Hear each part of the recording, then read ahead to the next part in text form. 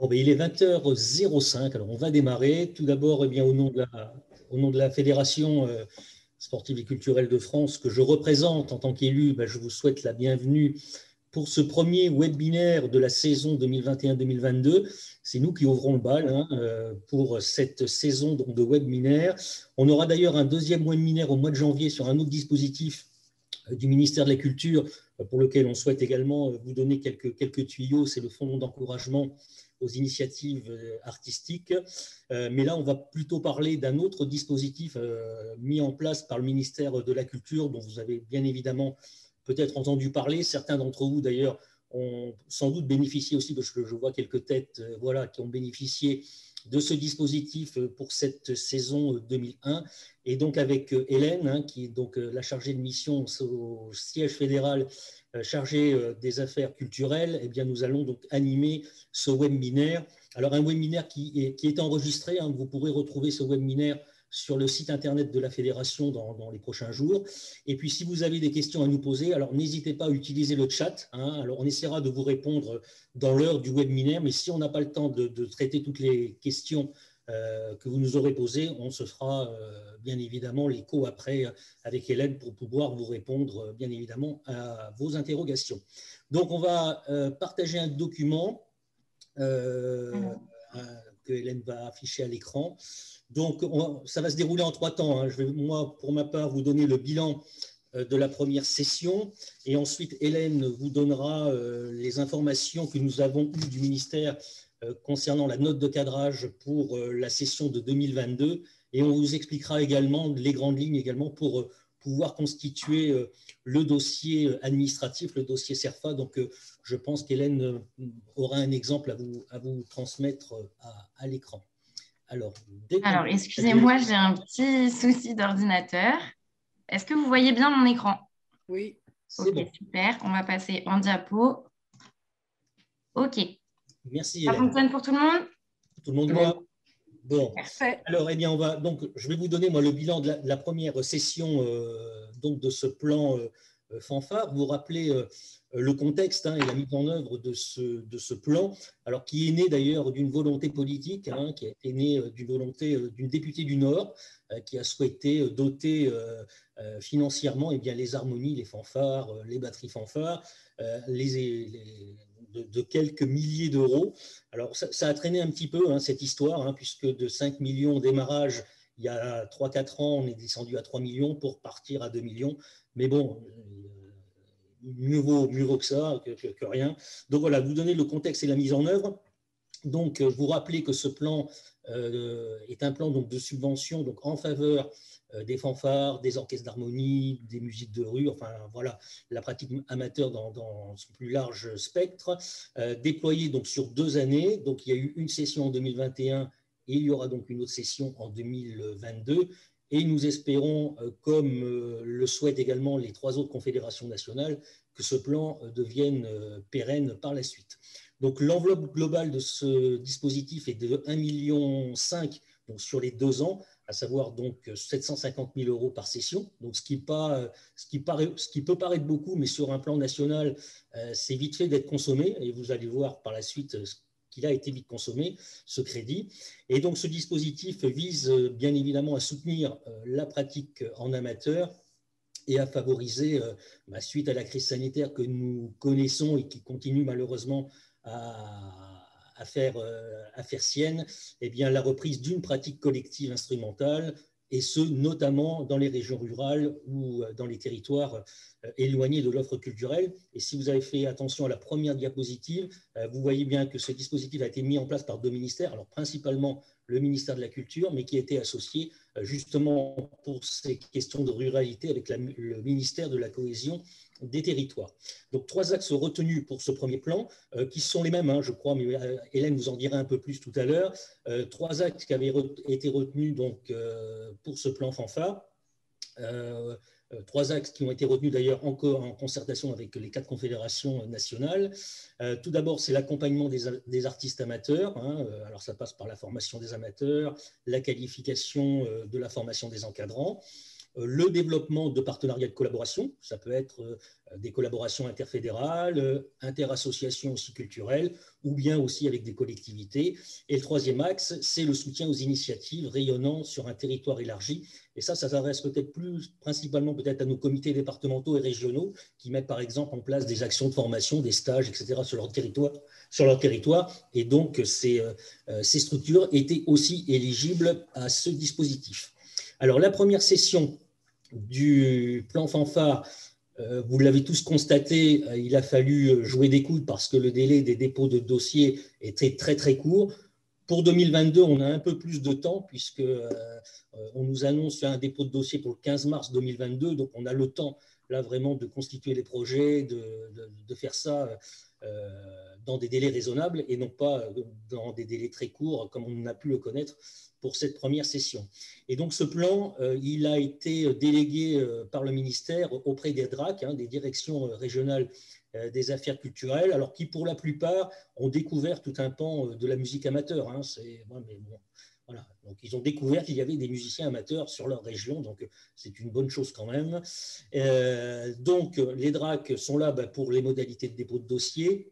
Alors, il y a certaines régions qui ont fonctionné aussi différemment, par exemple en donnant aux fédérations régionales le fait de porter des demandes groupées et classées par ordre de priorité. J'ai le souvenir que c'est le cas notamment de la région des Hauts-de-France, où c'est une fédération régionale qui a centralisé les demandes pour les porter auprès de la DRAC. Et puis pour d'autres DRAC, il suffisait d'un simple mail et le dossier, et ça pouvait passer.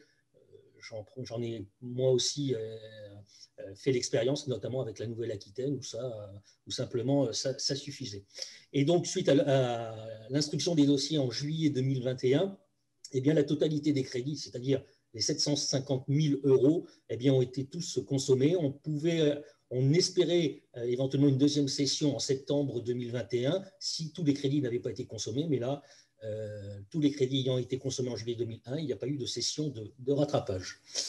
Donc, le bilan global du plan Fanfare pour ce qui nous concerne pour la FSCF, c'est quand même 21 dossiers qui ont été déposés dans les directions régionales des affaires culturelles par des associations issues de 8 régions. On a même une association d'outre-mer, puisqu'on avait une association de Guadeloupe qui avait également déposé un dossier. Et sur ces 21 dossiers, 16 dossiers ont été retenus, soit 76 quand même % de taux de réussite. Et donc, ces 16 dossiers se sont vus dotés sur une enveloppe globale de 55 000, un peu plus de 55 000 euros, ce qui représente 7 % du budget total de la première session de ce plan. Alors ensuite, vous avez à l'écran comment ça s'est réparti dans les régions. Donc, il y avait 310 projets déposés sur le plan national pour 230 de retenus. Et donc, le total des subventions attribuées est un peu plus important que ce que je vous ai annoncé, puisque sur les 750 000 attribués par le ministère, par les deux ministères, il y a certaines DRAC qui ont abondé de façon supplémentaire ce fonds. C'est le cas des DRAC Auvergne-Rhône-Alpes, Bourgogne-Franche-Comté et Hauts-de-France. Voilà. Donc, pour un total, en fin de compte, général de 805 331. Et puis, si vous regardez le tableau, ça n'est pas une surprise de voir en haut de tableau, enfin en haut de classement, les Hauts-de-France. C'est quand même une terre fertile en musique, bien évidemment. On passe à la suivante. Le plan Fanfare. Alors, je ne sais pas si vous voyez bien à l'écran la répartition donc, géographique des dossiers retenus tant en région que par département. Voilà, sachant qu'effectivement, on retrouve ce qu'on avait retrouvé dans le tableau précédent, les Hauts-de-France avec 74 projets, la région Auvergne-Rhône-Alpes avec 37 dossiers retenus, et après, je crois qu'on doit voir la Bourgogne et la Nouvelle-Aquitaine. Ensuite, pour le plan global du plan Fanfare, donc pour la FSCF, donc là, vous avez la répartition par région, donc sur le nombre de dossiers déposés. Donc sur les 21 dossiers, donc 16 ont été donc soutenus pour un montant global de 55 142 €, sachant que les régions qui ont déposé le plus de dossiers sont les Pays de la Loire et la Nouvelle-Aquitaine, mais la Bretagne n'est pas en reste, avec 4 projets déposés pour un seulement retenu. Mais ça, on en reparlera peut-être avec Hélène, parce qu'il y a un vrai accompagnement aussi de la fédération, notamment Hélène qui a pu relire des dossiers. Et les 3 dossiers qui n'ont pas été soutenus dans ce cadre-là sont des dossiers qui n'ont pas été relus, dont n'ont pas eu la connaissance Hélène. Donc voilà, donc n'hésitez pas à passer par Hélène quand même pour relire tout ça, pour qu'elle vous dise s'il y a peut-être des petits réajustements à faire. Donc voilà, ensuite pour les projets FSCF, donc 2 axes ont été retenus dans les dossiers. C'est l'accompagnement des amateurs donc, qui relevait de l'axe 1 et le développement des partenariats plus les initiatives départementales ou régionales qui est donc l'axe 2. Et là, vous voyez quels sont les axes retenus par région. Alors, il y a même des régions qui cumulaient les 2 axes. C'est le cas de la Nouvelle-Aquitaine, Guadeloupe, Centre-Val-de-Loire, Bretagne, Île-de-France et c'est tout. Voilà, donc pour les projets FSCF. Et donc, les préconisations, eh bien, c'est aujourd'hui donc, l'organisation donc, de ce webinaire donc, à destination des associations, bien évidemment, de la fédération, eh bien, afin de vous accompagner dans les aspects concrets de la demande de subvention. On en reparlera tout à l'heure avec Hélène du dossier CERFA. Et puis, on a souhaité associer aussi nos comités régionaux via les référents culture. Alors, je ne sais pas s'il y en a autour de l'écran, mais afin de centraliser au mieux les projets d'une même région, de fluidifier aussi la communication avec les DRAC et, si besoin, d'être en mesure de porter une demande groupée, comme ça a été le cas dans d'autres régions et par d'autres fédérations. Et puis de communiquer, bien évidemment, plus efficacement, et notamment vers les associations qui n'ont pas participé à la première session ou qui nous ont envoyé des projets pour la première session, mais qui croyaient qu'il y aurait une session de rappel en septembre et qui malheureusement se sont vus refuser l'offre puisque donc, les crédits étaient consommés pour le premier appel au mois de juillet. Voilà donc en quelques mots ce bilan de 2021 et je vais laisser la parole à Hélène pour vous parler donc de l'édition 2022. Merci Pascal. Jusque-là, il n'y a pas de questions? Bon, pas de réponse, c'est bon signe. Donc, comme a dit Pascal, le plan fanfare est reconduit pour cette 2e année. Donc, normalement, ce sera la dernière année du plan fanfare. Donc, c'est vraiment l'occasion de se saisir du dispositif qui peut vraiment aider nos assos. Donc, la cible globale de cette seconde session du plan, après l'année 2021 qui est quand même sacrément marquée par la crise sanitaire et en même temps ambiguë puisqu'on était aussi dans la reprise des activités, se situe notamment donc à nouveau sur les zones rurales et les territoires éloignés de l'offre culturelle. Dans l'accompagnement des fanfares d'amateurs, en prenant cette fois-ci en compte la diversité des esthétiques et notamment en fonction du territoire, parce que c'est vrai que dans la première session, c'est quelque chose qu'on n'a pas forcément retrouvé, la question des répertoires, des esthétiques. Toujours l'idée de développer ou renforcer des partenariats, donc soit entre associations, entre fédérations, mais également avec les collectivités territoriales.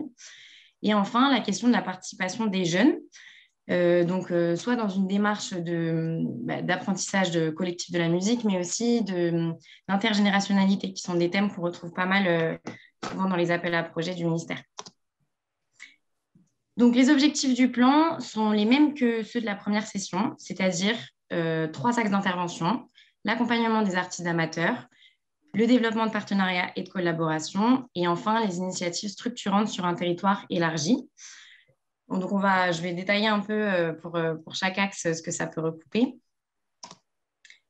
Alors, pour ce qui est de l'accompagnement des artistes amateurs, donc, on a les actions de formation des amateurs, donc, qui peuvent concerner des stages, des masterclass, des résidences, des ateliers, voilà. Accompagner l'ouverture artistique, donc ça, c'est un aspect qui est tout à fait nouveau cette année. Notamment pour ce qui concerne la commande d'œuvres, la composition, l'ouverture à de nouveaux répertoires ou même de nouvelles disciplines. Il y a cette idée un peu d'interdisciplinarité aussi qu'on peut retrouver, qui est intéressante et qui recoupe d'ailleurs un petit peu le FEIACA dont Pascal a parlé tout à l'heure. Et enfin, le soutien à la formation des encadrants, donc notamment en se faisant accompagner par des musiciens professionnels. Si vous avez des questions, comme je ne vous vois pas en partage d'écran, n'hésitez pas à allumer votre micro et à m'interrompre. Pour le second axe, on est donc sur le développement de partenariats et de collaboration. Donc, on va avoir les rencontres et les échanges entre orchestres. des projets donc, entre associations avec les conservatoires, mais aussi l'ensemble des ressources culturelles du territoire. L'idée également de favoriser le dialogue interfédération, alors que ce soit des fédérations régionales, départementales ou nationales, pour permettre donc la mise en œuvre de projets communs. Et également dans la perspective de Paris 2024, donc développer des projets qui associent sport et culture, puisque comme vous le savez, il y a la préparation des Olympiades culturelles qui est actuellement en cours. Oui, juste Hélène, rebondir sur cette dernier paragraphe qui fait tout sens, hein, en plus chez nous, hein, plus que sur les autres fédérations nationales ou confédérations nationales, puisque nous, notre fédération, elle est bien sport et culture, donc il faut peut-être se saisir de cette opportunité pour mixer effectivement ces deux esthétiques, enfin ces deux pans de notre fédération que sont le sport et la culture. Exactement. Excusez-moi, j'ai une petite question. Oui. Par rapport à l'item développer les rencontres et échanges entre orchestres, ça comprend quoi exactement? Parce que l'année dernière, donc j'ai fait une demande de subvention avec plusieurs projets et notamment un échange avec un orchestre et on m'a dit qu'on ne prenait en charge ni les frais de déplacement, ni d'hébergement, ni de restauration. Et je me suis dit quand on fait un échange entre orchestres, quand on enlève tout ça, il reste plus bien grand-chose au niveau des dépenses. Ouais, c'est étonnant, d'autant qu'il y a quand même dans le budget prévu une case pour les missions, les frais de mission, donc c'est assez étonnant. Alors, pour moi, c'est développer des projets entre orchestres, donc ça peut être un concert, un échange, ce genre de choses. Maintenant, j'avoue que là, je n'ai pas la réponse sur la question des frais de mission, je vais me la noter. Alors, excusez-moi, hop, ok. Parce que du coup, votre projet, c'était quoi exactement? On devait recevoir un autre orchestre batterie fanfare de Haute-Savoie et en fait, dedans, donc il y avait le déplacement en bus, l'hébergement, repas, etc. Et donc la DRAC donc de Bourgogne m'a appelé pour me dire que par rapport aux échanges, les frais donc de déplacement, de restauration et d'hébergement n'étaient pas pris en compte dans le dossier. D'accord. Donc j'ai eu des subventions sur d'autres points, mais pas ceci. D'accord. Et je me suis dit, bon ben. Oui, C'est un peu bizarre. c'est un peu bête, oui, effectivement. Ce n'est pas très pertinent au vu du projet que vous avez souhaité développer, quoi. Alors, je ne sais pas si c'est uniquement au niveau de la Bourgogne ou si c'est partout en France qu'ils ont fait les mêmes choix. Alors, en fait, ils ont des directives de la centrale, donc du ministère, mais c'est vrai que la gestion au cas par cas, donc sur les territoires, est déléguée au DRAC. Donc, c'est sûr que d'une DRAC à l'autre, on a des décisions qui sont très, très différentes et des manières aussi de gérer les aspects logistiques, les modalités de dépôt, etc., de l'appel à projet qui sont propres à chaque région. C'est ce qui complique un peu aussi le pilotage de ce dispositif.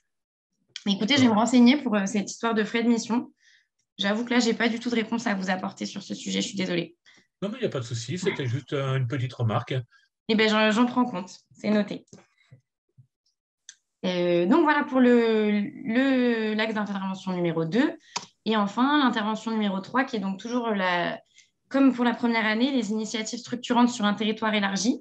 Donc, c'est-à-dire que ce sont les mêmes thématiques des axes 1 et 2, mais qui concernent des initiatives fédératrices qui comportent une structuration à dimension départementale ou régionale. Donc, même si, par exemple, c'est une association qui souhaite développer des formations, mais à l'échelle du département, même si le porteur de projet n'est pas forcément une fédération régionale ou départementale, si le projet comporte cette dimension de rayonnement sur tout un territoire, normalement, elle peut prétendre à cet axe numéro 3 qui, vous le verrez par la suite, est mieux doté. Enfin, en tout cas, peut être soutenu de façon plus significative. Voilà pour les axes d'intervention. Donc, pour ce qui est maintenant des modalités de dépôt et du calendrier de mise en œuvre, donc les associations qui peuvent déposer un projet sont donc les comités départementaux ou régionaux, les sociétés musicales affiliées et les écoles de musique associatives affiliées. Donc, j'attire juste votre attention sur le fait que dans le dossier, il y a un endroit où il est demandé si l'association est affiliée à une fédération ou autre organisme. C'est vraiment important que vous renseigniez le fait que vous êtes affilié à la FSCF, puisque les associations des fédérations nationales partenaires sont plutôt privilégiées en fait dans la répartition des crédits. Donc vraiment, n'oubliez pas de noter que vous appartenez à la FSCF. Voilà, pour ce qui est des financements, donc il y a deux types de plafonds qui sont retenus. Donc pour les projets locaux, donc on va dire les axes 1 et 2, hein, grossièrement parlant, On a donc un soutien qui peut aller jusqu'à 10 000 euros. En revanche, il n'y a pas de plafonnement en termes de pourcentage. C'est-à-dire qu'on ne va pas vous demander 50% du budget global. Donc, ça, c'est une plutôt bonne nouvelle comparée à l'année dernière où, en fait, ça bloquait parfois certains projets qui souhaitaient demander 2 000 ou 3 000, enfin, qui avaient un budget global de 2 000 ou 3 000 euros et donc une subvention de 1 500. Voilà. Donc, c'est un petit peu plus généreux sur ce point de vue-là.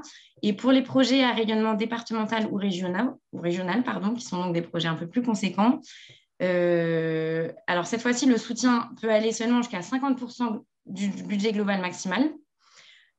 Et le soutien est plafonné à 20 000 euros. C'est-à-dire que même si vous avez un budget global de 50 000 euros, vous ne pourrez pas demander plus de 20 000. En revanche, si votre budget global est de 35 000 euros, vous pourrez, de 30 000 euros, on va dire, ce sera plus simple à calculer, vous pourrez demander 15 000 euros de subvention. Voilà pour le financement. Alors, pour les modalités de dépôt. Donc, comme je disais tout à l'heure, le ministère de la Culture a délégué la gestion de ce plan au DRAC, donc par région. Alors, normalement, les dossiers sont à déposer auprès des DRAC par mail. Mais effectivement, comme tu disais, Pascal, certaines DRAC fonctionnent différemment et demandent soit de passer par les fédérations régionales, soit de faire un dépôt groupé. Enfin, voilà, il y a plusieurs possibilités qui existent. Donc, à ce jour, on n'a pas encore le recensement des manières de procéder de chaque DRAC, mais on a demandé au ministère de nous, en tant que fédération nationale, être au courant pour pouvoir informer les porteurs de projets de la manière de déposer en fonction de leur région. Donc, aujourd'hui, on s'en tient au dépôt par mail. Maintenant, si on sait de source sûre qu'il y a une autre manière de déposer, on vous préviendra de toute façon. Et au niveau des DRAC, vous avez donc une liste de référents plan fanfare. Mais nous aussi, au niveau de la fédération, on a identifié des personnes pour vous accompagner. Donc, pour le siège, ça va être moi. Je suis en soutien sur toutes les régions. Donc, n'hésitez pas si vous avez des questions, si vous avez des difficultés avec une DRAC ou autre, n'hésitez pas à me contacter. Et sur chaque région, donc les régions qui disposent d'agents de développement régionaux, on les a également identifiés comme relais auprès des DRAC, ainsi que les référents culture. Donc, toutes ces informations vous seront communiquées par la suite, il n'y a pas de souci là-dessus. Voilà, et concernant le dossier, donc il faut remplir un dossier CERFA, qui est le dossier de demande de subvention, somme toute le plus classique. Alors, je pense que de nombreuses associations ont déjà connu ce dossier, peut-être pour demander des subventions aux conseils départementaux, aux communes, etc. Pour ceux qui ne connaissent pas, on va dérouler un dossier par la suite pour voir un petit peu comment ça se construit. Et c'est donc un dossier qui comporte des informations administratives et financières sur l'association et bien sûr une présentation détaillée du projet. Donc, le but étant d'expliquer les objectifs du projet, les actions, quels sont les bénéficiaires, le budget et les indicateurs d'évaluation lors de la réalisation du projet. Voilà, donc c'est un formulaire qui est à la portée de toutes les associations. Je sais que pour certaines personnes, ça peut paraître un petit peu effrayant parce que c'est vrai qu'administrativement, c'est un peu lourd, mais voilà, avec de bonnes ressources et un bon accompagnement, il n'y a pas de souci, tout le monde s'en sort. Oups, le Contasso n'est pas utilisable pour ce dossier de subvention? Alors, je crois que dans les Hauts-de-France, peut-être. En revanche, sur les autres régions, ça n'a pas été précisé. Aujourd'hui, on n'a pas du tout de… On l'avait demandé lors de la première session, puisque tout ce qui est relatif, notamment pour chez nous, le PSF, les choses comme ça passe par le Contasso. Et on avait demandé également d'avoir aussi ce tuyau. Ça n'a pas, pour l'instant, été retenu. Enfin, la première session, ça n'avait pas été retenu. Donc, voilà. Ouais, aujourd'hui, on n'a pas eu d'informations dans ce sens. Et concernant donc, le fond du projet, une petite spécificité qui est somme toute assez importante. Donc, le soutien de la DRAC ne peut pas porter exclusivement sur l'achat d'instruments de musique. C'est-à-dire que même si vous voulez acheter des instruments de musique dans votre projet, il faut que ce soit justifié par un projet artistique et culturel. Vous ne pouvez pas juste demander une subvention pour acheter un nouveau parc d'instruments. Voilà, ça c'est assez important. Je pense qu'il y en a plus d'un qui se sont fait avoir là-dessus. Sur un projet de formation, par exemple, pour un achat de matériel pour de l'éveil musical ou… Oui, sur un projet de formation. Du coup, le projet de formation, qui est le projet global de la demande, justifie en fait le fait que vous ayez besoin d'instruments pour faire la formation. Donc, dans ce cas-là, ça passe. En revanche, vous ne pouvez pas faire une demande objectif Ouais, pour acheter un global, instru. acheter, voilà, exactement. Voilà, alors pour ce qui est du calendrier, effectivement, cette année, on a plus de temps, donc c'est une super nouvelle. La date butoir, c'est donc le 15 mars 2022.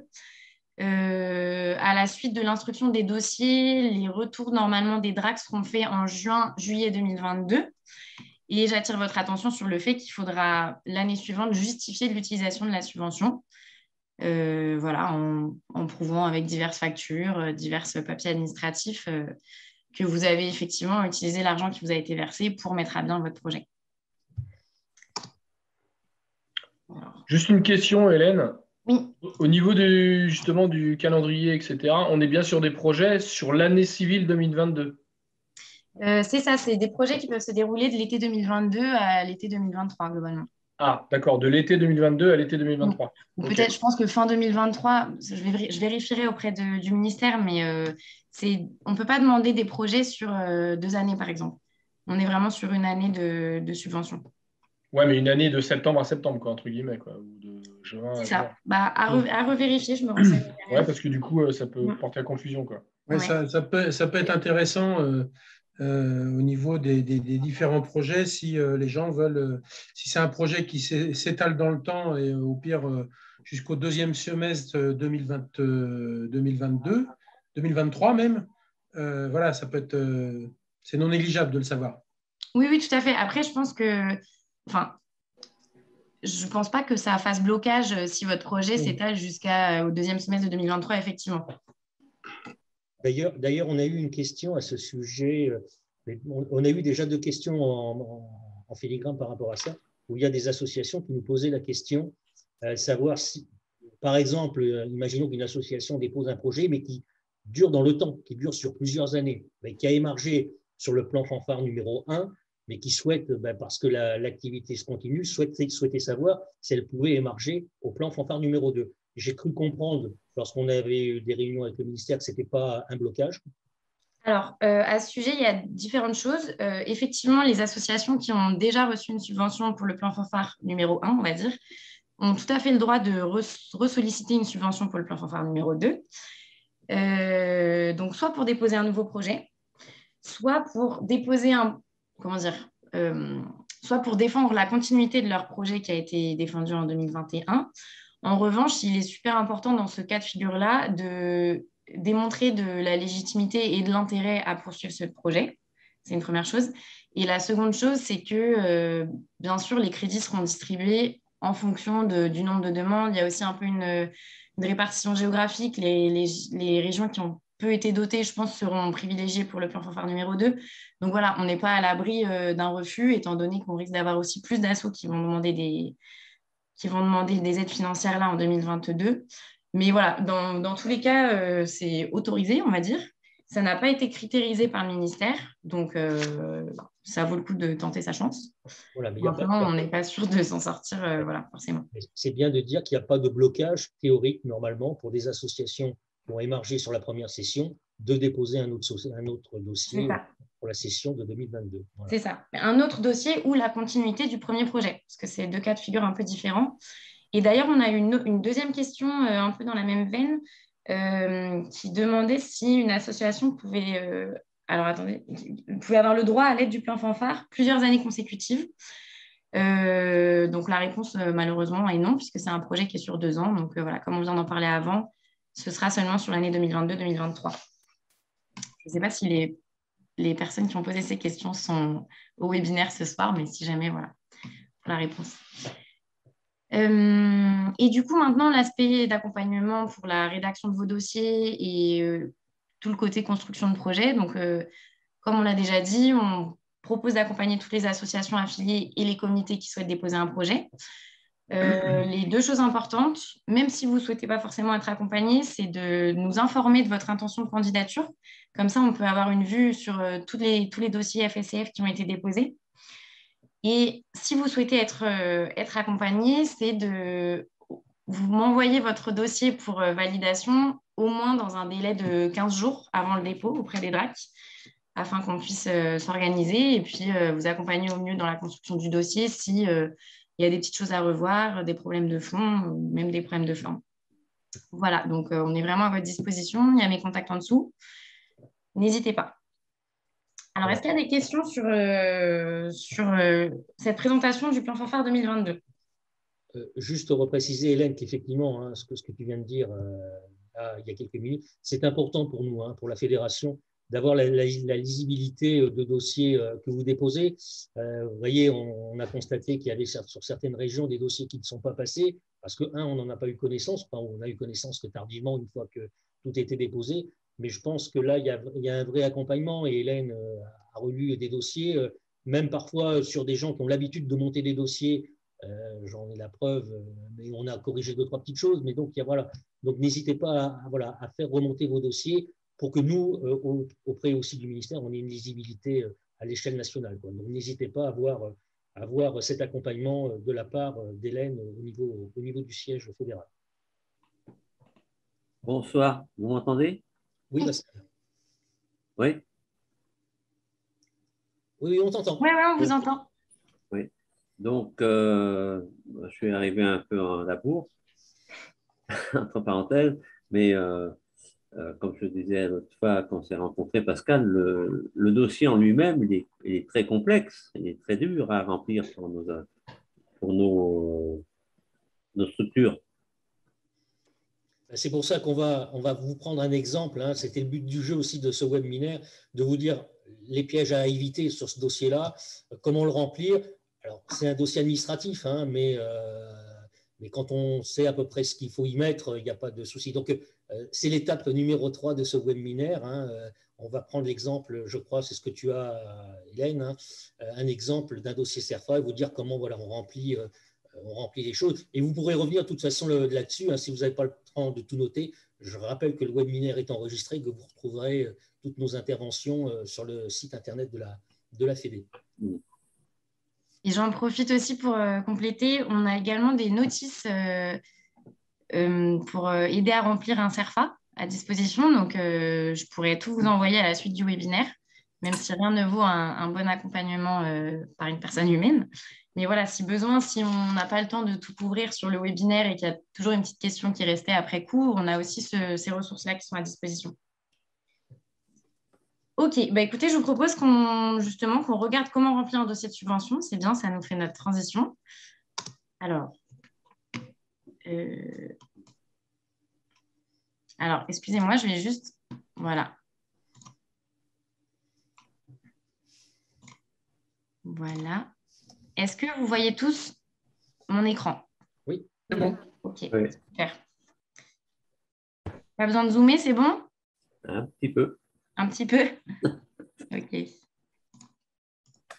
Comme ça, c'est pas mal? C'est très bien. Ok. Alors, donc, le CERFA de demande de subvention, qui est le CERFA pour toutes les demandes de subvention que vous aurez à faire auprès de différents interlocuteurs de l'État ou des communes, des conseils régionaux, etc. Donc, sur la première page, on va vous demander déjà la nature de la demande. C'est-à-dire, il y a plusieurs formes possibles. Donc, soit vous pouvez demander une subvention en numéraire, c'est-à-dire de l'argent, donc comme dans le cadre du plan fanfare. Soit il existe également des subventions en nature. Ça va être, par exemple, un prêt de local, la mise à disposition de matériel, etc. Donc là, dans notre cas, on va cocher en numéraire. Donc, il y a soit la forme PDF, soit la forme Word de ce formulaire. Donc, soit vous barrez la case qui ne vous correspond pas, soit vous avez des petits carrés pour cocher. Pour ce qui est de la fréquence et de la récurrence, dans le cadre du plan fanfare, on va vous demander de cocher première demande, même si vous avez déjà eu une subvention l'année dernière. En fait, il y a un seul cas où vous pourrez cocher le renouvellement, c'est celui où vous demandez une subvention pour la continuité du projet que vous avez demandé l'année dernière. Pour tout nouveau projet que vous souhaitez porter, il va falloir cocher la case première demande, puisque c'est la première fois que vous demandez une subvention à telle autorité administrative. Voilà. Pour l'objet, il y a donc deux possibilités. Le fonctionnement global de l'association. Je pense que ça parle à tout le monde, le fonctionnement de l'association, ou un projet spécifique, une action spécifique. Dans le cadre du plan fanfare, on est sur un projet action spécifique, même si les projets que vous allez porter vont bien sûr aider le fonctionnement global de votre asso, soit à se développer, soit à se pérenniser. Et enfin, pour la période, comme on l'a dit, on n'est pas dans une demande pluriannuelle, étant donné que c'est seulement sur une année. Donc, il faut demander annuel ou ponctuel. Voilà. N'hésitez pas à m'arrêter s'il y a des questions. Alors, ensuite, on vous demande de préciser à quelle autorité administrative vous déposez votre demande. Donc, nous, dans le cadre du plan fanfare, on va être sur l'autorité administrative de l'État, puisque les DRAC sont des organismes déconcentrés de l'État. Donc, il va falloir l'inscrire, donc DRAC plus le nom de votre région, par exemple DRAC Bourgogne-Franche-Comté, en dessous de la case État. J'attire votre attention sur le fait que la DRAC, même si c'est une entité qui exerce sur une région, n'est pas la même chose que le conseil régional. Je sais qu'il y en a l'année dernière qui me posaient la question, donc voilà, ce n'est pas la même demande. Et même si vous voulez faire également une demande, par exemple, à votre conseil régional, à votre commune ou à un établissement public autre, il faudra faire un autre dossier CERFA. Donc, bien sûr, vous pourrez utiliser les mêmes éléments que vous aurez remplis dans ce dossier-là, mais qu'il faudra adresser à une autre entité administrative. Est-ce que c'est bon jusque-là? OK. Alors ensuite, on va vous demander donc de présenter votre association avec tous les renseignements administratifs qui la concernent. Donc, le nom de l'association, le sigle s'il y en a un, le site web. Bon, jusque-là, ça va, je pense qu'on s'en sort. Donc ensuite, le numéro de SIRET, c'est indispensable de le mettre si vous voulez recevoir une subvention. Votre numéro du répertoire national des associations, donc il y a un numéro qui commence par W et qui après est suivi de 9 chiffres. Voilà. Et ensuite, le numéro d'inscription au registre, donc ça, ce n'est pas obligatoire. Il me semble qu'il y a seulement 3 départements qui sont concernés par cette inscription-là. Et puis ensuite, remplir les informations de l'asso, donc l'adresse du siège social, l'adresse du correspondant et également le représentant légal, donc qui est généralement le président ou la présidente de l'association. Et enfin, la personne qui est chargée de la demande de subvention, étant donné que c'est souvent ou parfois en tout cas une personne différente. Voilà pour la présentation de l'association. Ensuite, on va passer aux relations avec l'administration. Donc là, c'est si vous disposez d'un agrément administratif. Donc, un type d'agrément, par exemple, ça peut être jeunesse éducation populaire. Je sais qu'il y a certaines assos FSCF qui bénéficient de cet agrément. Donc, voilà, il faut le spécifier ici. Voilà. Ensuite, on passe aux relations avec d'autres associations. Donc, c'est ici qu'on vous demande de remplir le fait que vous êtes affilié à la Fédération sportive et culturelle de France. Bon, sensiblement, il n'y a que ça à mettre. Le reste, ça ne nous concerne pas forcément. Voilà, pour jusque-là, c'est bon pour tout le monde? OK. Alors, ensuite, on va vous demander de remplir les moyens humains donc au 31 décembre de l'année écoulée, sachant qu'on différencie plusieurs choses. Donc, les bénévoles. Donc, on vous a mis les définitions en dessous. Donc, les bénévoles qui sont les personnes qui contribuent à l'activité de l'association de manière non rémunérée. J'imagine que vous savez tout ce que c'est. Qui sont différents des volontaires, puisque les volontaires, c'est vraiment des personnes qui sont engagées pour une mission d'intérêt général, donc soit dans le cadre du service civique, soit aujourd'hui dans le cadre aussi du service national universel, qui est né récemment. Voilà, les salariés, les emplois aidés, qui sont donc des emplois qui bénéficient d'aide de différentes entités administratives. Et ensuite, on vous demande de remplir le nombre de salariés en équivalent temps plein. Alors, l'équivalent temps plein, c'est une conversion qui permet d'estimer le volume de salariés, non pas par rapport au nombre de personnes vraiment, mais par rapport au nombre d'heures travaillées par ces personnes. Donc, c'est-à-dire que, par exemple, si vous avez un salarié qui travaille à temps plein, il équivaudra à un ETPT, équivalent temps plein, de travail, pardon. Et si vous avez une personne qui travaille à 80%, il équivaudra à 0,8 ETPT. Donc, si on ajoute les deux, ça nous donne 1,8 ETPT, alors même qu'on a 2 employés. Voilà. Bon, le nombre de personnel mis à disposition ou détaché par une autorité publique, donc qui va être l'équivalent, par exemple, de la DTN. Et enfin, les adhérents, donc les personnes ayant marqué formellement leur adhésion au statut de l'association, donc les licenciés. Voilà pour les moyens humains. Alors, pour ce qui est du budget prévisionnel de l'association, on ne va pas tout détailler ici. Si vous avez vraiment des questions au moment de monter votre dossier, et je suppose que certains en auront certainement, n'hésitez pas à revenir vers moi pour qu'on voit tout en détail. Mais là, je pense que pour les webinaires, ça risque de faire un peu long. Donc, les choses importantes à savoir, ça va être notamment de présenter un budget équilibré, c'est-à-dire que les charges sont équivalentes aux produits. Voilà. D'intégrer la subvention que vous demandez. Donc là, pour le coup, on a rempli le plan fanfare ici. C'est une asso qui a demandé donc 5 000 € de subvention.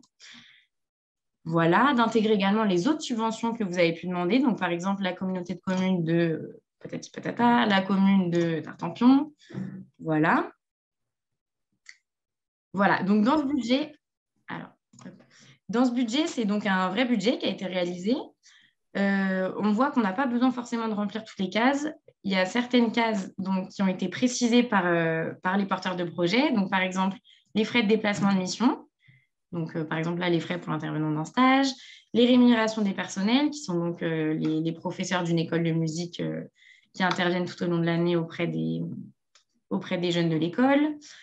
Voilà, ils ont également indiqué qu'ils avaient un emprunt d'achat d'instruments. Enfin, voilà, il y a des... Vous pouvez préciser certaines choses dans les cases du budget. Et alors, est-ce que j'ai précisé que c'était le budget prévisionnel de l'association pour l'année? Je ne sais plus si je l'ai dit, mais en tout cas, je le reprécise si jamais. Voilà. Et là, on vous demande tout en haut, année 2021-22, ou exercice, voilà, de remplir l'année à venir, donc qui est concernée par ce budget. Juste, mais tu l'as précisé tout à l'heure, parce que c'est une erreur qu'on a vue par d'autres sur des dossiers. Moi, le premier d'ailleurs, vraiment dans le budget prévisionnel de l'association, c'est vraiment d'y inclure la subvention sollicitée pour le plan fanfare. Parce que si vous la faites apparaître, certes, dans le budget de l'action, c'est bien, mais il faut aussi que ça apparaisse aussi dans le budget prévisionnel de l'association. Donc, de ne pas oublier ça. Voilà. C'est ça. Bon, du coup, je vous passe les derniers détails sur le budget. Et en dessous, on a donc la contribution volontaire en nature.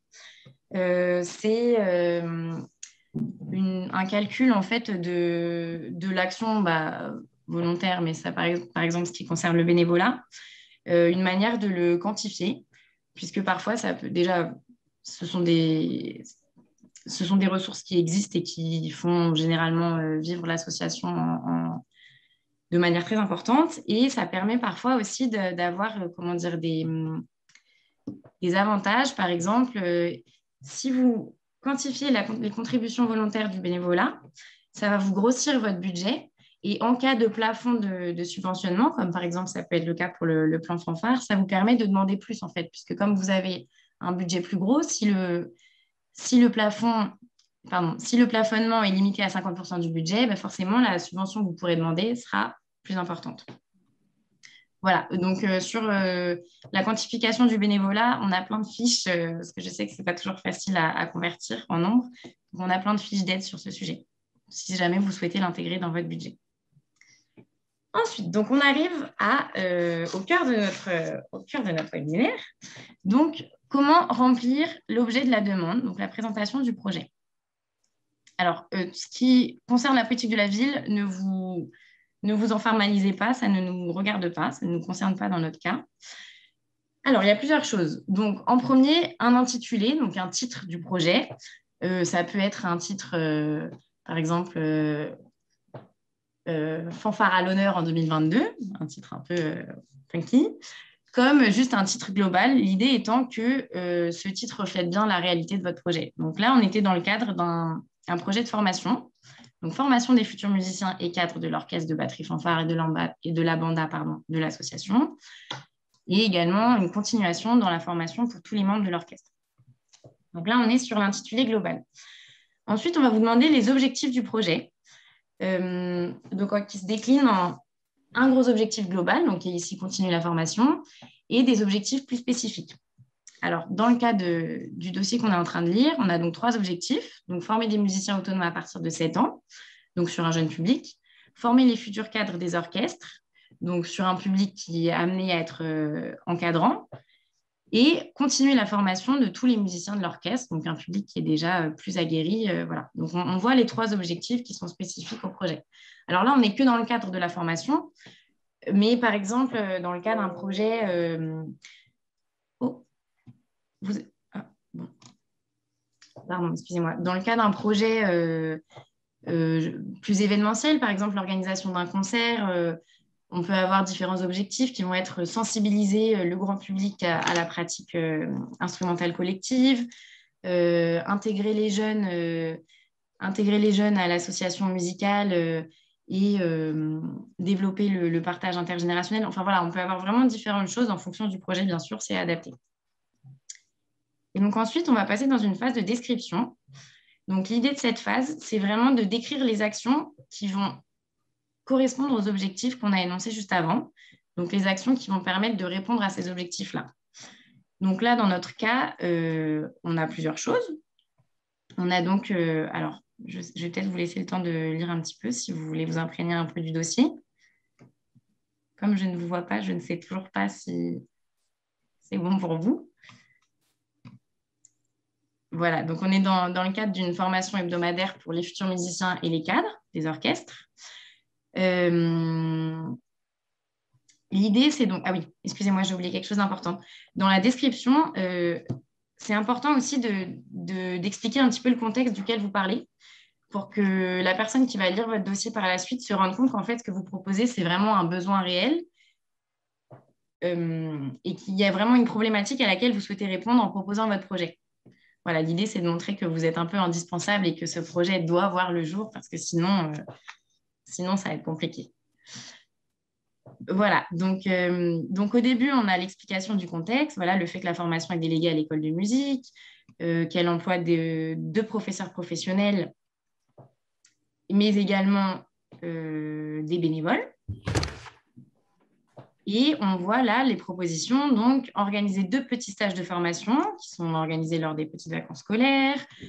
Voilà, donc regrouper l'ensemble des élèves de l'école de musique, participer à des projets collectifs tous niveaux confondus. Donc voilà, on développe vraiment comment va se dérouler l'action. Donc la personne explique le but de ces stages. Voilà. Oups. Voilà. Bon, là, je ne pense pas que je puisse développer plus, mais l'idée, c'est vraiment de ne pas hésiter en fait, à donner des détails, à expliquer, par exemple, si là, on parle pas forcément de formation, mais mettons d'un événement comme un concert, d'expliquer comment va se dérouler le concert, combien de personnes on attend, qui vont être les acteurs qui vont être impliqués. Enfin, il ne faut pas hésiter à raconter en fait, la vie du projet, montrer que le projet a bien été réfléchi et qu'on sait comment il va pouvoir se dérouler pour répondre aux objectifs qui ont été identifiés. Est-ce que c'est clair jusqu'ici ? Bien, c'est clair. Merci. OK, donc ensuite, les bénéficiaires. Donc, qui sont les personnes qui vont bénéficier du projet que vous souhaitez monter? Donc là, c'est toute personne, fille ou garçon, souhaitant devenir musicien, donc à partir de 7 ans, donc déjà un jeune public. Pourquoi il y a cette formation aussi qui a un besoin d'être pérennisée? Parce qu'il y a aussi une question de conserver des tarifs abordables, pour ne pas créer de discrimination, pour que chacun puisse avoir accès à ces formations. N'hésitez pas à développer aussi sur ces côtés-là l'accès à la culture, etc. Parce qu'en fait, c'est exactement ce que font vos associations souvent. Et c'est important de le mettre aussi en avant dans les dossiers de subvention, voir que, comment dire, identifier le public qui va bénéficier de ce que vous mettez en place. Et que vos associations sont souvent dans des milieux ruraux et que c'est aussi parfois la seule offre culturelle du territoire. Donc, il ne faut surtout pas hésiter aussi à le valoriser, à le démontrer. Voilà. Exactement.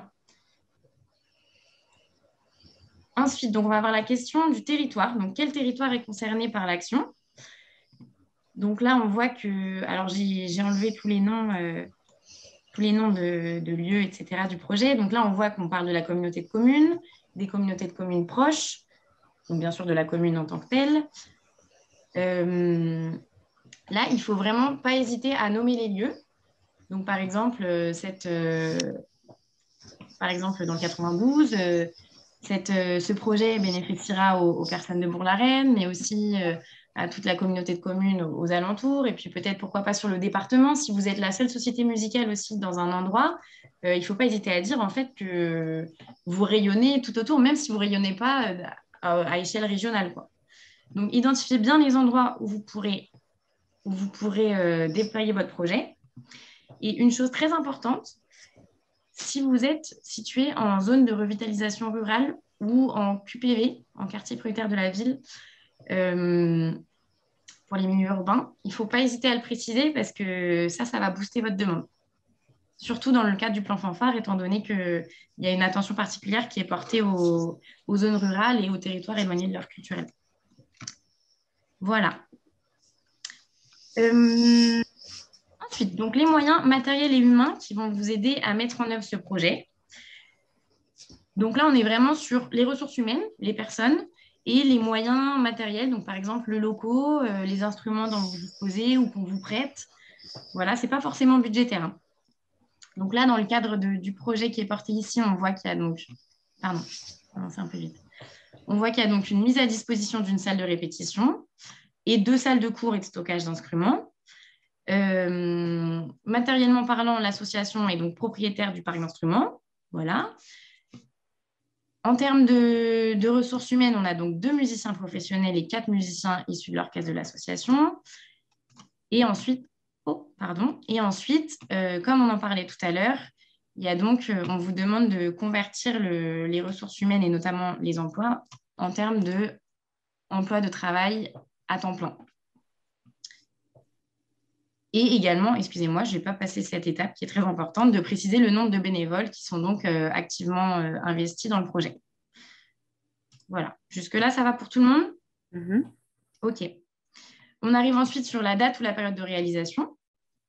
Donc, de nouveau, je me renseignerai pour vous préciser si c'est jusqu'à l'été 2023 ou si c'est jusqu'à la fin 2023. Mais ce qui est sûr, c'est qu'on est sur une année.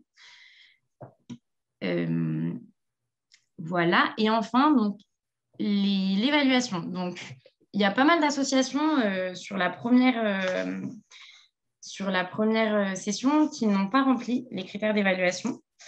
Et c'est un détail, c'est pas du tout un détail, excusez-moi, c'est une partie qui est super importante dans un dossier de subvention, puisque dans tout financement public, on vous demandera donc déjà de justifier, mais aussi d'évaluer au regard des objectifs que vous étiez fixés, si le projet a répondu à ces objectifs.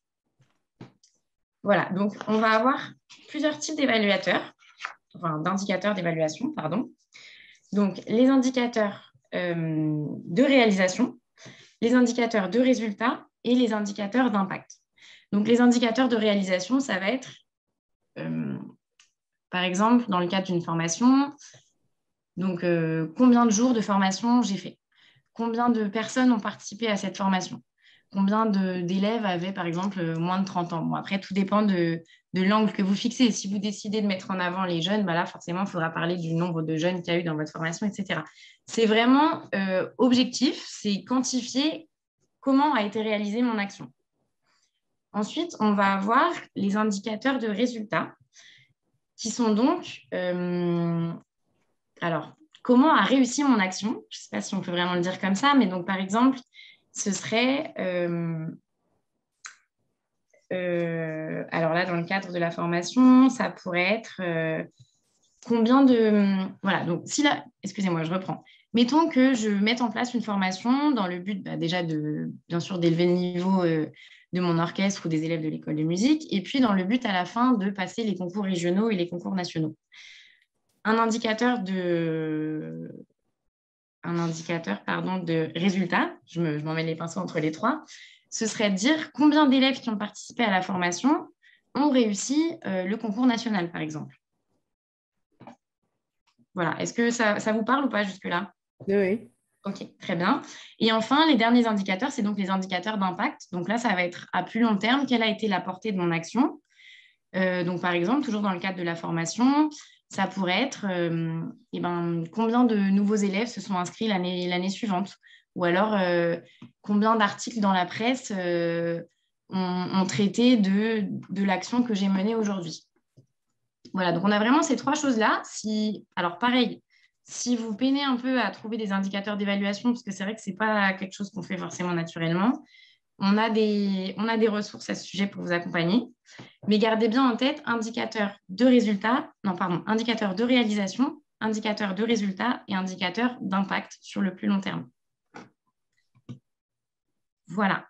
Donc ça, c'était la présentation du budget, on va dire, en termes d'action. Et bien sûr, on arrive dans le budget du projet. Donc, la trame du budget, c'est la même que celle qui vous a été proposée plus haut pour le budget prévisionnel de l'association, sauf que cette fois-ci, ça va être restreint seulement à l'action du projet. De même, on ne va pas rentrer dans le détail de tout, mais une chose importante, c'est toujours d'avoir un projet équilibré, donc les charges et les produits qui sont équivalents. Et à nouveau, très important, inscrire la subvention que vous demandez dans votre projet, étant donné que vous prenez en compte cette subvention pour construire le budget. Voilà. Alors, si vous avez des questions, n'hésitez pas, mais voilà, je pense qu'on va peut-être s'en tenir là pour le budget, étant donné que ça risque de nous prendre un petit peu de temps. On est dans le même type de fonctionnement que pour les subventions sportives où la subvention, il faut que raisonnablement, elle soit autour de 25-30% du coût de l'opération. Alors, non. En fait, pour les petits projets, et en fait, sur le financement du plan Fanfare cette année, il y a 2 cas de figure. Si vous êtes un projet à dimension locale, on va dire, pas départementale ou régionale, vous pouvez demander un subventionnement jusqu'à 10 000 euros. Il n'y a pas de plafonnement en termes de pourcentage du budget global. Donc, bon, après, c'est vrai que c'est toujours un peu dangereux de baser un budget sur le fait, sur une seule subvention. Vous ne pouvez pas créer un budget à 10 000 euros et demander les 10 000 euros au plan Fanfare parce que c'est un peu dangereux. En revanche, il n'y a pas de subventionnement, pardon, il n'y a pas de plafonnement à ce niveau-là. En revanche, si vous êtes un projet plus conséquent, donc départemental ou régional, vous pouvez demander donc jusqu'à 20 000 euros, mais la demande de subvention ne peut pas excéder 50% de votre budget global. Voilà. Donc, il n'y a pas de règle, c'est en fonction de la manière dont vous construisez votre budget. Si vous voyez que la somme dont vous avez besoin et que vous souhaitez solliciter représente 35% du budget, voilà, allons-y. Si vous voyez que c'est 50%, notamment sur les gros projets, ce sera la limite que vous pourrez demander. Voilà. Est-ce que c'est clair? Ok, très bien. Et du coup, parfait. En dessous, on voit qu'on doit préciser combien on demande et combien ça représente du budget total. Après, la demande qui est faite, c'est la DRAC qui va la gérer. Pardon, excusez-moi? C'est la DRAC qui va bien gérer la subvention. Oui, bien sûr. Mais c'est-à-dire? Donc, c'est-à-dire qu'on est déjà perdu d'avance. Ah, dans ce sens-là. Oui. Non, pas forcément. Pas forcément. Il y a des associations qui ont réussi à avoir des subventions. Ça veut dire qu'on peut le faire.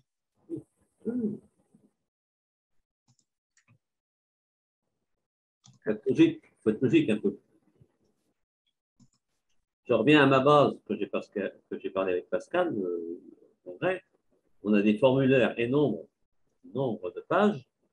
Quand on revoit le retour de la DRAC, tu as envoyé un mail aujourd'hui qu'on va être en contact, moi qui suis président de région, pour éventuellement débattre de ces demandes. On sait comment ils sont. On a déjà vécu ça. C'est vrai que les DRAC ne parlent pas forcément le même langage que les associations.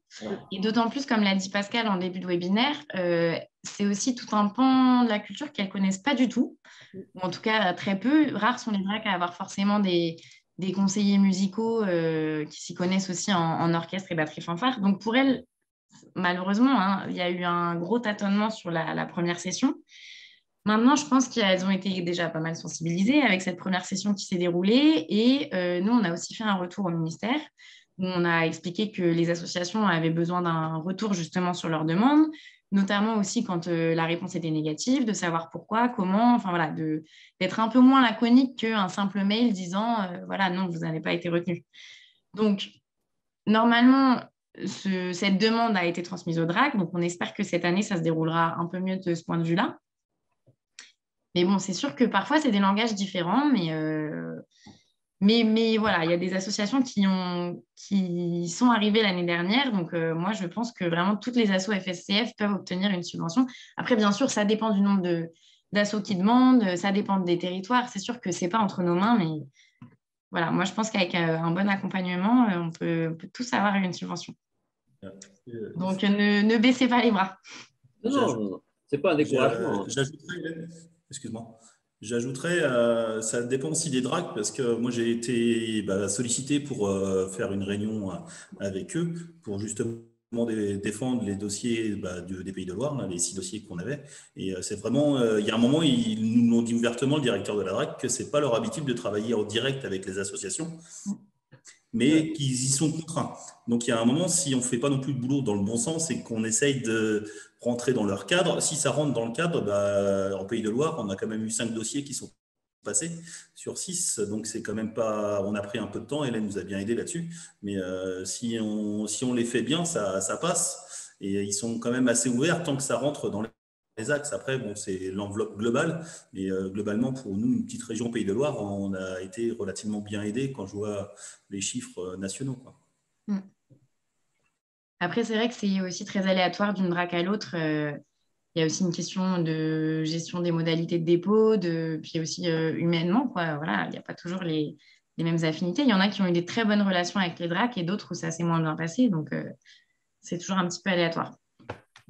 Comme l'a dit David, hein, ce n'est pas irréalisable. Alors, effectivement, il y a un formalisme administratif, mais ça, on n'y peut rien. Hein, on leur a dit déjà tout ça aussi, en leur disant, mais mettez-vous à la place des petites associations qui viennent à remplir un dossier comme celui-ci.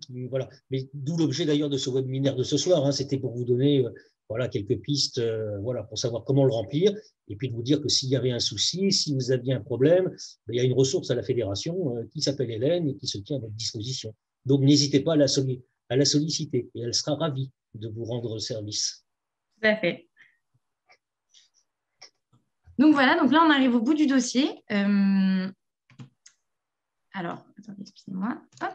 On arrive donc au bout du dossier avec donc à la fin une attestation. Là, on demande par contre au représentant légal de l'association de signer. Donc, nom, prénom. Voilà. Hop. Et enfin, voilà, il faut inscrire à nouveau la subvention qu'on demande au titre de l'année. Donc, cette année, ce sera à nouveau 22-23, pardon, ce ne sera pas 21-22. La date, l'endroit et la signature. Voilà. Alors, il existe une dernière page, mais très généralement, cette page ne nous concerne pas. Donc, voilà, ce que je vous propose, c'est de ne pas vous en soucier et de vous arrêter à la signature de l'attestation de la subvention. Est-ce que quelqu'un a des questions sur ce dossier CERFA? Bon. Je pense que la présentation a été très claire, Hélène. Bon, c'est une très bonne chose, je suis ravie. Est-ce que ça vous a aidé à la compréhension un petit peu de tout ça, de dire, parce que c'est vrai que c'est jamais simple de remplir un dossier de cette sorte, surtout quand on n'est pas habitué. Mais voilà, ça nous semblait intéressant de faire cette soirée-là avec Hélène pour ce webinaire, ce premier webinaire, pour que vous puissiez avoir tous les outils pour pouvoir aborder ce plan fanfare 2022. Alors, on espère inonder aussi les projets, parce que ça démontrera aussi, c'est notre volonté affichée avec les 3 autres confédérations nationales, qu'il y a un vrai besoin exprimé par le terrain et par le territoire, et que 750 000 €, c'est loin d'être ambitieux comme plan, mais bon, on ne va pas cracher dans la soupe, c'est 750 000 € qu'il va falloir utiliser. On les a déjà utilisés pour 2021, mais inonder aussi les projets. Là, on était à 21 dossiers, on peut espérer peut-être en avoir le double à la FSCF, peut-être une quarantaine, ça serait bien. Oui, ce serait vraiment... Donc, plusieurs choses. Vraiment, déjà, si vous êtes, par exemple, dans une commission ou dans un CR, n'hésitez pas à en parler vraiment autour de vous sur les assos, sur vos territoires. Enfin, voilà, il y a vraiment un partage d'infos à faire là-dessus, parce que c'est important que toutes les assos soient au courant que c'est possible pour elles d'obtenir une subvention là-dessus. Et n'hésitez vraiment pas à me contacter. Si besoin aussi, si vous avez besoin de relais régionaux avec vos référents culture régionaux ou les AD des CR, des comités régionaux, Donc voilà, n'hésitez pas à m'envoyer vos dossiers. Même avant de créer le dossier, on peut en discuter ensemble en amont, savoir quel est le projet, quels sont vos objectifs, comment on peut le traduire sur un dossier et tout. Je suis vraiment dispo pour ça. Et je vous enverrai toute la documentation nécessaire, notamment la notice pour remplir le CERFA. Donc ça paraît un peu, comment dire, la notice fait 20 pages, mais elle est vraiment bien expliquée. Elle est par thématique, pas par thématique, mais par partie du dossier. Donc, ça peut être aussi un autre appui. Et je vous mettrai tout ça en ligne sur la page qui se réfère au plan fanfare, etc. Donc, n'hésitez pas. Vraiment, on est là pour vous accompagner. C'est le message principal de ce webinaire. Et juste peut-être une précision, Hélène, peut-être pour ceux d'ailleurs qui ont été aidés sur le plan fanfare, n'oubliez pas de transmettre votre bilan financier à la DRAC parce que si vous ne le faites pas, ils seraient en mesure... ils seraient peut-être en droit de vous réclamer une subvention qu'ils vous ont attribuée s'ils savent qu'elle pas… Voilà. Donc, faire quoi. Si je prends sur les Pays de Loire, les 4 dossiers qui ont été retenus, tout le monde a bien reçu, avec son justificatif de subvention, le dossier, dans les 12 mois, il faudra justifier de toutes les dépenses, donc avec les dépenses financières qui sont vraiment bien liées aux intitulés. Donc, je pense qu'il faut être vachement vigilant, bien respecter le cadre. Dans tous les cas, quand on monte le dossier, on se dit qu'il va être vérifié demain. Ça ne peut pas logique, c'est de l'argent public. Donc, il faut bien avoir ça. Malheureusement, le dossier, il ne se finit pas que quand on a fini de le signer là sur le CERFA. Il y aura encore quelques papiers, Pascal, je suis désolé, mais ça sera comme ça. C'est le cas. Et effectivement, ne pas négliger ça, puisque les DRAC sont en mesure de vous redemander l'argent qu'elles vous ont donné et que vous aurez probablement déjà utilisé. Donc, très bonne sensibilisation sur le sujet. Voilà, ça arrive l'année suivante. Souvent, dans les 6 à 10 mois qui suivent, on vous demande la justification. Ok, écoutez, si je peux me permettre, Pascal, excuse-moi, parce qu'il y a des têtes qu'on ne connaît pas. Est-ce qu'on peut faire un rapide tour d'horizon pour savoir les associations ou les comités régionaux ou départementaux qui sont représentés? Yannick, on est contraint par les horaires. D'accord. Voilà, non, déjà pour libérer aussi Hélène qui prend aussi sur son temps, hein, bien évidemment. On aurait dû faire ça dès le démarrage, je ne l'ai pas fait. Ça aurait été bien. Vous dire qu'on se donne rendez-vous aussi au mois de janvier. Alors, je n'ai plus la date en tête parce que ça a été décalé, mais là aussi, on aura un instant webinaire pour vous parler d'un autre dispositif, alors qui, lui, est peut-être un peu plus complexe à appréhender, mais qui n'est pas non plus inabordable. Hein. C'est le fonds d'encouragement aux initiatives artistiques. Là, on a très peu de dossiers FSCF qui sont montés, peut-être parce que les gens, moi-même le premier, on n'appréhende pas très bien ce dispositif. Donc, on aura… Hélène va aller d'ailleurs à la pêche aux informations au niveau du ministère pour tout ça. Donc, on aura un temps dédié pour cet autre dispositif pour le mois de janvier. Voilà. Ça peut être une très bonne alternative aussi au plan fanfare, parce qu'en fait, il y a quand même un lien entre les deux. Certains dossiers qui pensent pouvoir rentrer dans le plan fanfare peuvent être également éligibles au FEIACA, donc le deuxième dispositif dont on parle. Voilà, donc même si le plan fanfare finalement ne s'appliquait pas forcément à votre cas, il y a toujours cet autre plan de subvention qui peut être aussi un moyen de vous financer des projets pour vos assos. C'est beaucoup moins compliqué peut-être. C'est le même dossier. C'est le même dossier à remplir, je suis désolée. Et on ne va jamais y arriver. Hein. Mais si, vous allez y arriver grâce à votre formation de ce soir. Voilà, Pascal, certains ils sont arrivés, donc il n'y a pas de raison qu'en Bretagne, vous n'y arrivez pas. Donc, non, mais il y a un vrai accompagnement qu'il n'y avait pas jusqu'à présent à la fédération. Donc, voilà. Oui. C'est bien. N'hésitez pas. Et puis, tout ce qu'on espère, et j'en conclurai avec ça, c'est que ce plan fanfare, alors, qui est donc initié sur 2 ans, 21-22, et c'est vraiment une vraie volonté des 3 autres confédérations nationales avec qui nous collaborons, que sont la CMF, la CFBF et l'UFF, de rendre pérenne ce plan, bien évidemment, pour les années à venir. Donc, inondez-nous de vos projets, voilà, pour qu'on démontre que ce plan a toute son utilité à l'heure actuelle. Voilà, écoutez, merci à toutes et à tous. Merci Hélène de ta participation. Merci à vous pour votre présence. Voilà, et puis donc pour celles et ceux qui veulent voir en replay l'émission, hein, la semaine prochaine, pas la semaine prochaine, mais dans quelques jours sur le site de la fédération, ça sera en ligne.